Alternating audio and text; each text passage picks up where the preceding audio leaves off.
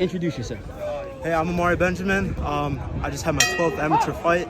Unfortunately, I lost, but I fought hard. I tried to do what coach told me to do, and unfortunately, I just came short. I took a little bit of a break, and then I came back. But it's just a bump in the road.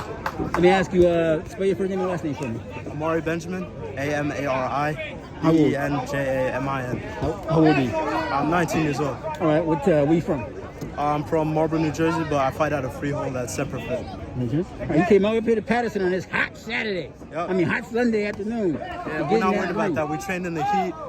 Coach is setting up his gym, so he's been training us at his house in his hot backyard. So, we get used to the heat. I run in the heat, so it's no problem for me. You listen, now you mentioned before, I'm glad you seem, I think it's important to be honest, because every time you got to reevaluate, so you can come back and get better. Yeah. And so you're not just going to say, I got robbed of this, but you said you took a little break. Yeah. And to me, that's what made the difference. Like I said, it's hella hot in there, and people don't really understand how throwing punches for 3 rounds is. There's definitely a big mental aspect to it.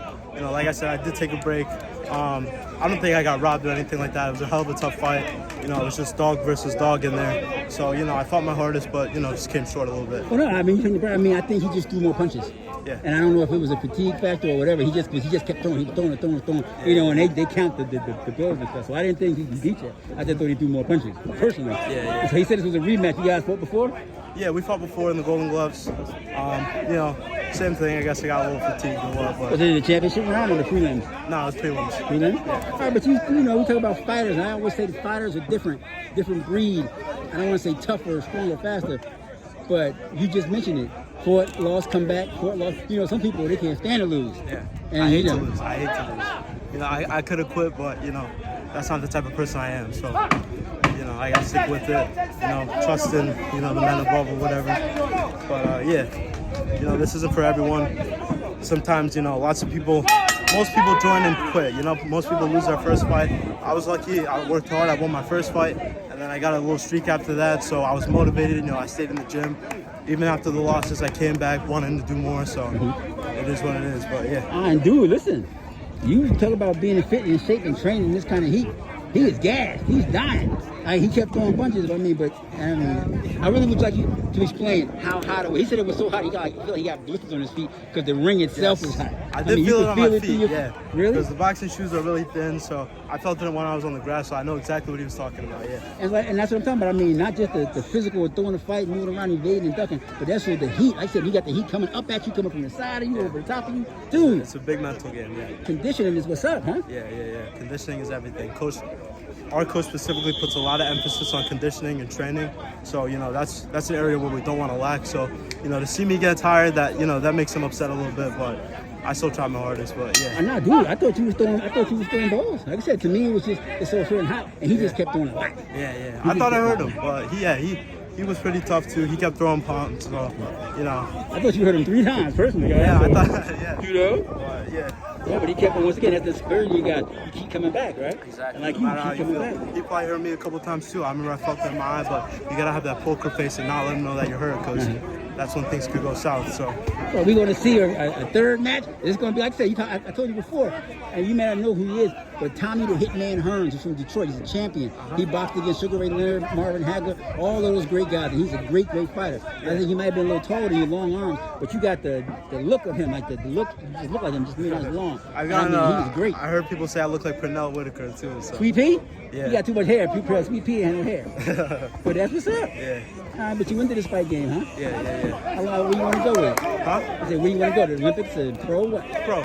Really? Yeah, I want to be pro. And I've only been fighting for a little over a year, so I got a long way to go.